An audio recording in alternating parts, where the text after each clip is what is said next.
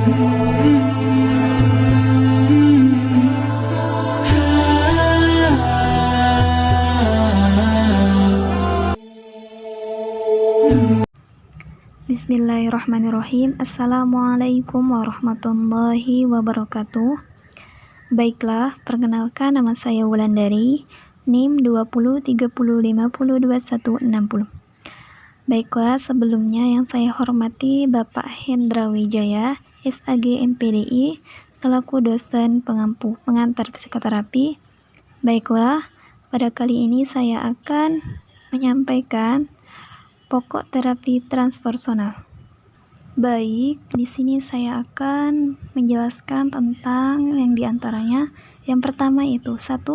Konsep dasar transpersonal mengenai kepribadian atau perilaku. Yang kedua yaitu unsur-unsur terapi dan munculnya gangguan, tujuan terapi, peran terapi. Dan yang ketiga yaitu teknik dan prosedur terapi. Baiklah, untuk pembahasan yang pertama yaitu tentang konsep dasar transpersonal mengenai kepribadian atau perilaku. Menurut John David PhD, dosen psikologi transpersonal di Departemen Metropolitan State College Denver, ada 6 konsep dasar psikologi transpersonal.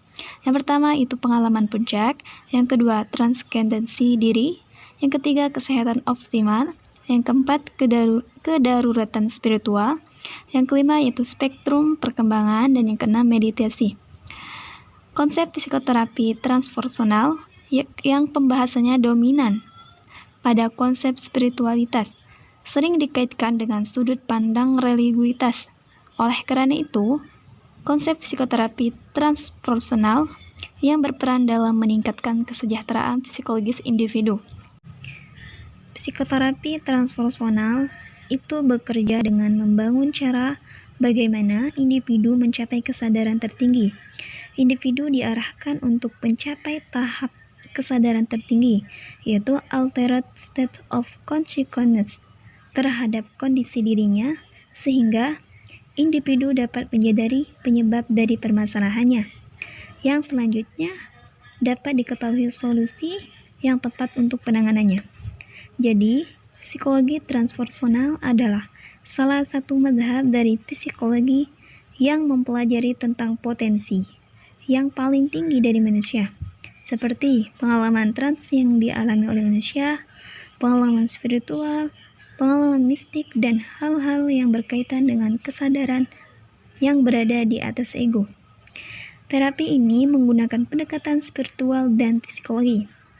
Adapun tokoh psikoterapi yang dianggap sebagai bapak psikologi transpersonal, di antaranya yang pertama William James, yang kedua Charlie Jung, yang ketiga Otto Rank, yang keempat Abraham Maslow, dan yang kelima Roberto Assaggio.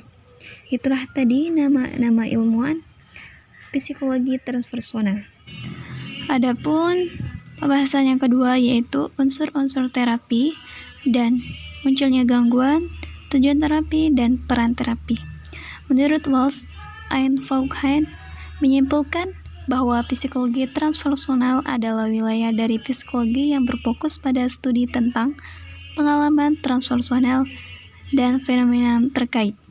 Fenomena itu termasuk penyebab dan pengaruh dari pengalaman transpersonal dan perkembangannya, serta disiplin dan praktis yang diinspirasi dari hal tersebut. Mereka juga mengkritis banyak definisi psikologi transpersonal yang membawa asumsi tertentu dan tidak seharusnya mendefinisikan psikologi transpersonal.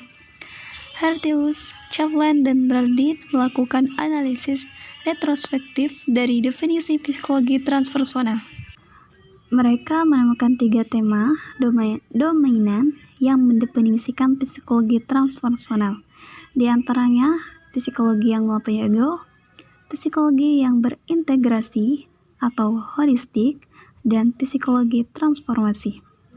Analisis menyimpulkan bahwa psikologi transpersonal telah bergerak dari penekanan pada kesadaran alternatif menjadi lebih luas, yaitu pandangan tentang manusia yang utuh dan transformatif. Menurut mereka, Perkembangan ini mengubah bidang psikologi transpersonal menjadi lebih dekat dengan pendekatan integral, dan Ken Wilber dan tokoh-tokohnya post-Aurobidonia Kaplan. Pada tahun 2009, P231 menyampaikan bahwa kelahiran psikologi transpersonal menyatakan mandatnya dan menghasilkan definisi. Selanjutnya yaitu pembahasan yang ketiga, yaitu teknik dan prosedur terapi. Yang pertama yaitu teknik visualisasi. Teknik visualisasi ialah menggunakan imajinasi tentang kedamaian. Teknik visualisasi menggunakan imajinasi untuk mengarahkan kondisi individu pada suasana perasaan yang damai, tenang, dan nyaman. Individu diarahkan untuk berada pada suatu tempat yang membuatnya merasa damai sampai benar-benar terasa seolah-olah tubuhnya berada di sana. Kemudian, individu melihat, merasakan, mendengarkan, serta membayangkan keseluruhan keadaan di tempat kedamaian tersebut. Teknik yang kedua yaitu teknik afirmasi.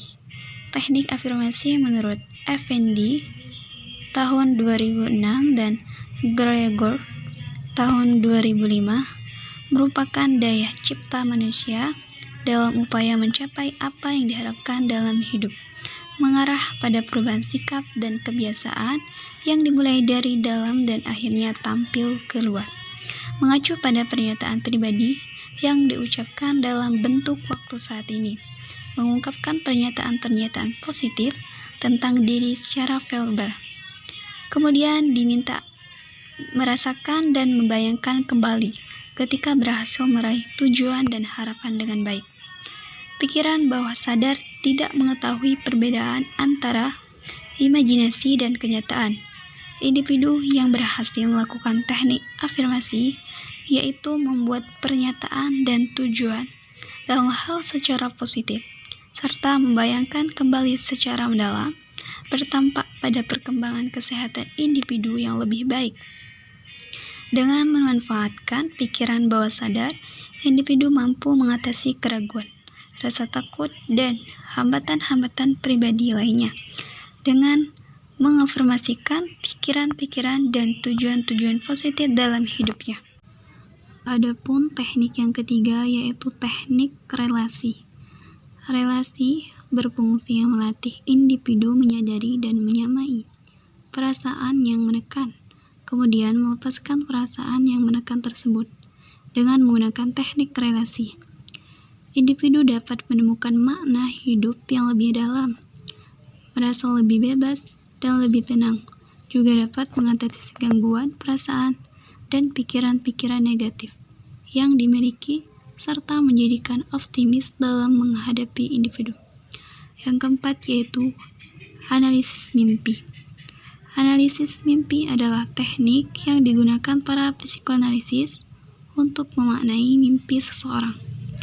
Para psikoanalisis percaya bahwa mimpi memuat informasi mengenai pikiran-pikiran yang tidak disadari, harapan-harapan, dan konflik.